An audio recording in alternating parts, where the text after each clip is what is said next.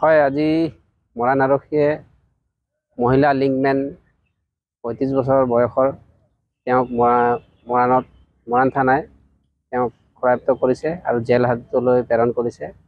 জানিব পোৱা মতে আমি ছফি আহমেদ লিংকমেনৰ লগত তেওঁৰ জড়িত আছিলে বুলি আমি গম পাইছোঁ আৰু তেওঁ বিভিন্ন সময়ত এক মিছা প্ৰচাৰ চলাইছিল যে তেওঁ VDPৰ সদস্য হিচাপে আছোঁ বুলি তেওঁ মিছা প্ৰচাৰ চলাইছিল। গতিকেলৈ আমি ইয়াৰ পৰা ৰাইজক অনুৰোধ জনাইছোঁ যে এনেধৰণৰ ভুৱা বা মিছা VDPৰ নাম লৈ যিসকলে এনেধৰণে কাম কাজত জড়িত হৈ থাকে তেওঁলোকক অতি শীঘ্ৰে আমি সকীয়াই দিছোঁ যাতে তেওঁলোকে এইবোৰ কামৰ পৰা বিৰত থাকক। তেখেতৰ